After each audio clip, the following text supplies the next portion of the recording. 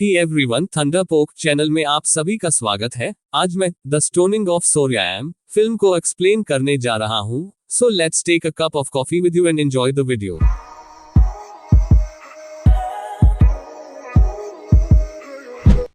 फ्रांसीसी ईरानी पत्रकार फ्रीडोने साहिबजाम ईरान से यात्रा कर रहे हैं जब उनकी कार खराब हो गई।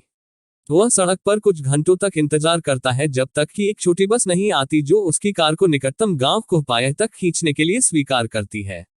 यह सब जहरा द्वारा देखा जाता है, जो कुछ हड्डियों और कपड़ों के टुकड़ों को दफनाने के लिए नदी का दौरा किया है जो भेड़ियों द्वारा लगभग खा लिया गया है।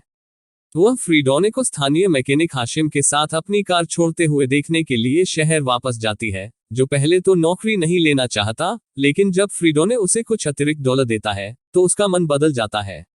जहरा ने नोटिस किया कि वह अपने बैग में एक टेप रिकॉर्डर रखता है और उसे यह बताने के लिए उससे संपर्क करने की कोशिश करता है कि गांव बहुत गहरे रहस्य छुपाता है, लेकिन वह शहर के मुल्ला शेख हसन और महापौर इब्राहिम द्वारा बाधित है, जो उसे पागल कहते हैं और उसे दूर भेज देते हैं।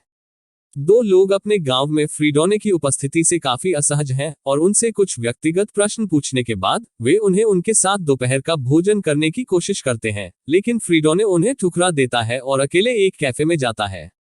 वहां जहरा फिर से उससे संपर्क करती है, जो उसके घर में एक हड्डी और एक नक्शा युक्त एक छोटी सी कागज की गेंद फेंकता है।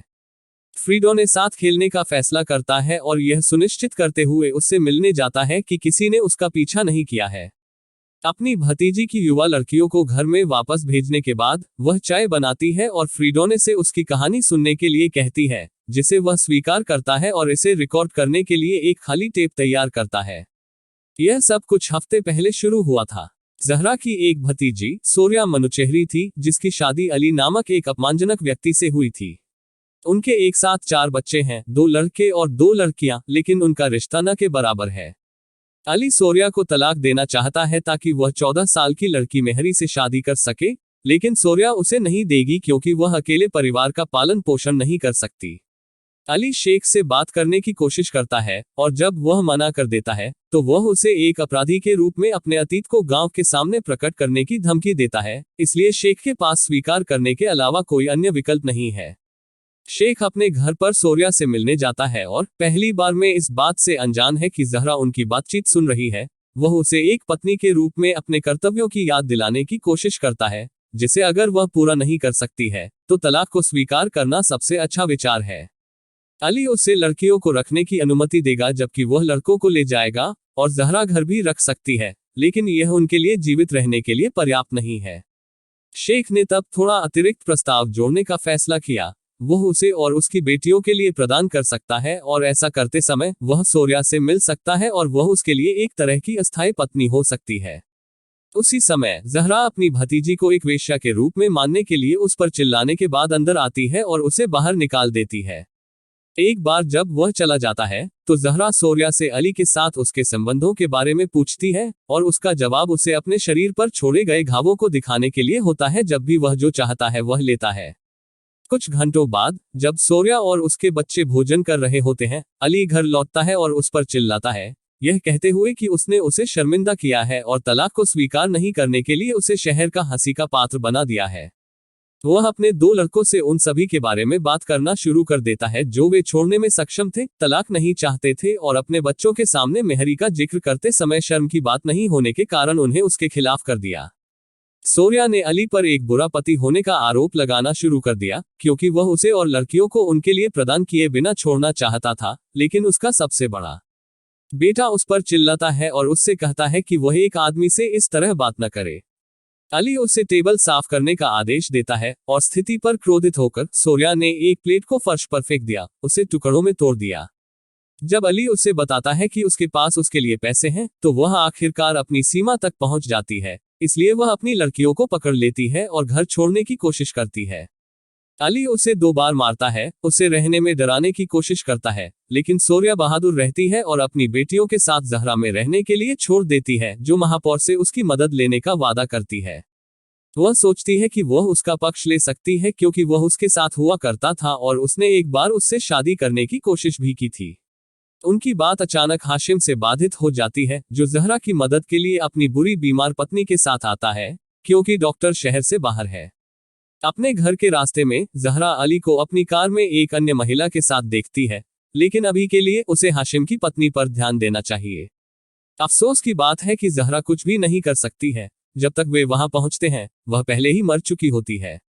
वह परंपरा की मांग के अनुसार उसे दफनाने के लिए तैयार होने में रात बिताती है और सुबह में सोरिया मदद करने के लिए आती है, उन सभी महिलाओं को बाहर निकालती है जो पहले से ही उसकी मृत्यु का सम्मान किए बिना पत्नी के सामान को लेने की कोशिश कर रहे हैं। दावा करते हैं कि हाशिम को उनकी आवश्यकता नहीं होगी।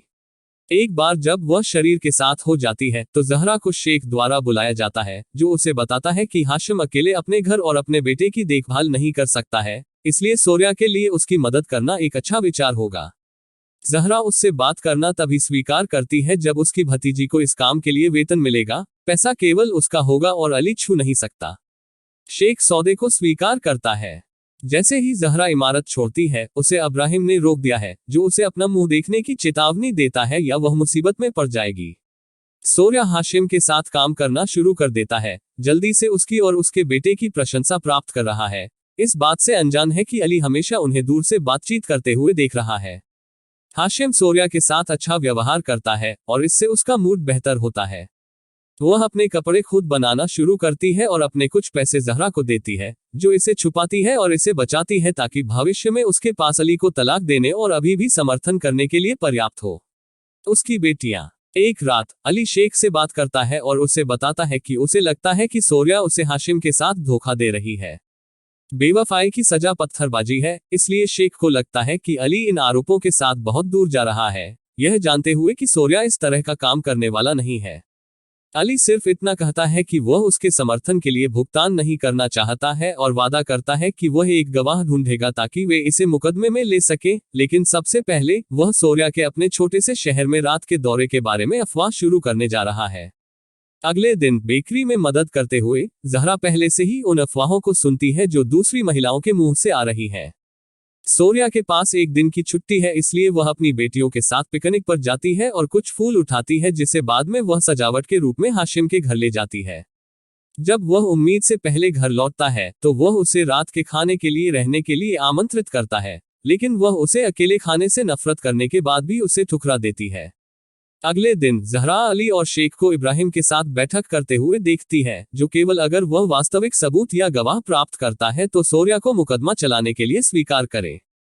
बाद में जहरा भी उससे बात करने की कोशिश करती है, उस पर अली के साथ साजिश रचने और चेहरे पर थप्पड़ मारने का आरोप लगाते हुए जब उसे लगता है कि सोरिया हाशिम के साथ सो रही है। उसे अली की दासी कहने के बाद जहरा सोरिया को देखने जाती है और उसे चेतावनी देने की कोशिश करती है कि क्या हो रहा है, लेकिन सोरिया को लगता है कि उसकी चाची सिर्फ पागल हो रही है। इस बीच हाशिम को अली और शेख के साथ बैठक करने के लिए बुलाया जाता है ताकि वे उससे सोरिया के उसके आसपास के व्यवहार के बारे में पूछ सकें। ये प्रश्न उसे असहज करते हैं और तथ्य यह है कि वे उसे एक अनुबंध की पेशकश करते हैं जिसे वह नहीं पढ़ सकता है। इससे मामलों में मदद नहीं मिलती है, इसलिए वह छोड़ने का फैसला करता है। हालांकि अली और शेख उसके घर जाते हैं और धमकी देते हैं कि अगर वह सोरिया के मुकदमे में गवाह बनना स्वीकार नहीं करता है तो वह अपने बच्चे को मानसिक अस्पताल या जेल भेज देगा। अपने बेटे को पीड़ित नहीं चाहते, हाशिम ने हार मान ली और उनके लिए झूठ बोलना स्वीकार कर लिया, यह कहते हुए कि सोरिया अपने बिस्तर पर सोती है और उससे बात करती है जैसे कि वह उसका पति था। क्षण भर बाद अली सोरिया के घर पर दिखाई देता है और उसे धोखा देने का आरोप लगाते हुए भीड़ के सामने मारते हुए उसे सड़कों पर घसीटता है। जहरा कूद जाती है और उसके और अली के बीच हो जाती है, उसे एक निजी मामले से बाहर इस तरह के सार्वजनिक शो बनाने के लिए बुलाती है। अपने पड़ोसियों में से एक को महापौर प्राप्त करने के लिए कहने के बाद जहरा सोरिया को अपने घर में छिपाने के लिए ले जाती है और अली वहां उनका पीछा करता है। इब्राहिम जल्द ही आता है और सुनता है कि अली सोरिया की बेवफाई का सबूत पेश करता है। उसने उन्हें हाथों को छूते हुए और मुस्कुराते हुए एक जोड़े की तरह एक दूसरे से फुसफुसाते हुए देखा। सोरिया ने कसम खाई कि उसने कभी धोखा नहीं दिया और जहरा बताती है कि लोगों के साथ अच्छा व्यवहार करना कोई अपराध नहीं है, लेकिन उस समय हाशिम आता है और झूठ बोलता है कि अली ने उसे कहने के लिए हेरफेर किया था। इब्राहिम के मुकदमे को आगे बढ़ाने के लिए यह पर्याप्त है। वह अली, उसके दोस्त और बेटे शेख और यहां तक सोरिया के पिता मुर्तजा रमजानी को भी सहायता करने की अनुमति है, लेकिन सोरिया को खुद घर पर इंतजार करना होगा। कुछ घंटों बाद फैसले की घोषणा उसके अपने पिता ने की। सोरिया को दोषी पाया गया है, और उसे 1 घंटे में पत्थरवाह किया जाएगा। जब खबर जहरा के घर तक पहुंचती है तो वह सोरिया को भागने में मदद करने की कोशिश करती है, लेकिन बाहर ऐसे पुरुष हैं जो उन्हें वापस घर में धकेल देते हैं। अपने भाग्य को स्वीकार करते हुए सोरिया अपनी बेटियों को उनके पुराने परिवार के गहने देकर अलविदा कहती है, और जहरा उनके जाने पर उनकी देखभाल करना स्वीकार करती है और एक दिन उन्हें अपनी मां के साथ हुई सच्चाई के बारे में बताती है। इसी बीच गांव के लोग पत्थर उठाकर गड्ढा खोदकर पत्थर मारने की तैयारी में लग जाते हैं। यहाँ तक बच्चे भी मदद कर रहे हैं, जबकि शेख अपनी दाढ़ी काट रहा है और इब्राहिम अपने भगवान से प्रार्थना करता है कि वह सही काम कर रहा है। सोरिया का सबसे छोटा बेटा भी अलविदा कहने आता है, लेकिन सबसे बड़ा अभी भी उससे नफरत करता है और अपने भाई को ले जाता है। जैसे ही सोरिया टूट जाती है और रोने लगती है, जहरा अपने बालों को ब्रश करके और उसके लिए एक गाना गाकर आराम का एक आखिरी पल देने की कोशिश करती है। जब समय आता है तो वे दोनों एक साथ सड़कों पर चलते हैं और उन लोगों की गुस्साई भीड़ को चकमा देने की पूरी कोशिश करते हैं जो सोरिया का अपमान करना और मारना चाहते हैं। एक बार जब वे उस स्थान पर पहुंच जाते हैं जहां घटना होगी, शेख और इब्राहिम एक बार फिर से फैसले और सजा की विधि की घोषणा करते हैं, जिससे भीड़ खुश हो जाती है। हालांकि वे यात्रा करने वाले कलाकारों के एक समूह द्वारा अचानक बाधित हो जाते हैं, जो बाजार में प्रदर्शन करना चाहते हैं, लेकिन कुछ भी करने से पहले उन्हें बाहर निकाल दिया जाता है। अपनी चादर को हटाने और एक सफेद पोशाक प्रकट करने के बाद सोरिया को बांध दिया जाता है और जमीन पर एक छेद में उतारा जाता है, जिसे तब तक फिर से भर दिया जाता है जब तक कि उसके शरीर का केवल ऊपरी आधा हिस्सा चिपक न जाए और उसके पास बचने का कोई मौका न हो। जहरा उसके और भीड़ के बीच जाने की कोशिश करती है, उनसे कहती है कि उसे सोरिया की जगह लेने दें, लेकिन उसे घसीटा जाता है ताकि पत्थरबाजी शुरू हो सके। पहले 2 पत्थर मोटेजा द्वारा फेंके जाते हैं, जो अब उसे अपनी बेटी नहीं मानता, लेकिन वह दोनों बार विफल रहता है। भीड़ में से एक महिला का मानना कि यह एक संकेत हो सकता है कि वह निर्दोष है, लेकिन उसे नजरअंदाज कर दिया जाता है। अली आगे जाता है और उसके पत्थर टकराते हैं, जिससे सोरिया रोता है और खून बहता है। शेख आगे जाता है और उसके बाद सोरिया के दोनों बेटे उस पर भी पत्थर फेंकते हैं। हाशिम को भी एक मोड़ दिया जाता है, लेकिन वह खुद को ऐसा करने के लिए नहीं ला सकता है, इसलिए वह अपने बेटे के साथ क्षेत्र छोड़ देता है, इससे पहले कि पूरी भीड़ शामिल हो जाए और उसके मरने तक उस पर पत्थर फेंके। सभी के जाने के बाद यात्रा करने वाले कलाकार उसे एक कंबल से ढक देते हैं। बाद में शाम को जहरा और उसके दोस्त शव को नदी के पास छोड़ने के लिए ले जाते हैं, जबकि शहर जश्न मनाता है। वर्तमान में वापस फ्रीडो ने जहरा की कहानी को रिकॉर्ड करना समाप्त कर देता है और टेप को रिकॉर्डर से बाहर निकालता है, इसे टेबल पर छोड़ देता है, इससे पहले कि हाशिम उसे बताए कि उसकी कार तैयार है। जब वे मरम्मत की दुकान पर लौटते हैं तो वे अली को गाड़ी चलाते हुए देखते हैं और उसे शेख से कहते हुए सुनते हैं कि मेहरी से उसकी शादी रद्द कर दी गई है क्योंकि वह उसके पिता की मदद नहीं कर सका, जो उसके हाथ पाने के लिए सौदे का हिस्सा था। यह हाशिम को परेशान करता है, जो इब्राहिम का ध्यान आकर्षित करते हुए टिप्पणी करता है कि उसने झूठ बोला है। हाशिम अली और शेख द्वारा झूठ बोलने और धमकी देने की बात स्वीकार करता है और इससे इब्राहिम क्रोधित हो जाता है, जो इसके लिए शेख को बुलाना चाहता है। हालांकि इस पर बाद में चर्चा करनी होगी, अभी उन्हें फ्रीडोने को जाने से रोकना होगा। पत्रकार उनकी उपेक्षा करता है और अपनी कार में बैठ जाता है, लेकिन शेख के पास उनके आदेश के तहत कुछ क्रांतिकारी गार्ड हैं और उन्होंने फ्रीडोने को अपने हथियारों से उन्हें अपना बैग सौंपने की धमकी दी। उनके सभी टैपों को नष्ट करने के बाद ही उसे जाने दिया जाता है, लेकिन शहर से बाहर जाते समय जहरा उसे वह टेप देता है जो उसने उसके घर पर छोड़ा था। कार फिर से खराब होने लगती है, इसलिए वह उसके और भीड़ के बीच हो जाती है ताकि उसे उतारने का समय मिल सके। फ्रीडो ने उस पर फेंके गए पत्थरों की परवाह किए बिना दूर जाने का प्रबंधन करता है और जहरा इस तथ्य का जश्न मनाती है कि कहानी पूरी दुनिया तक पहुंच जाएगी। फ्रीडो ने बाद में कहानी को एक पुस्तक के रूप में प्रकाशित करेगा, जो एक अंतर्राष्ट्रीय बेस्टसेलर बन गई है। मुझे उम्मीद है कि आपको वीडियो पसंद आया होगा और अगर आपको पसंद आया तो थंडरपोक चैनल को सब्सक्राइब करना बिल्कुल न भूलें।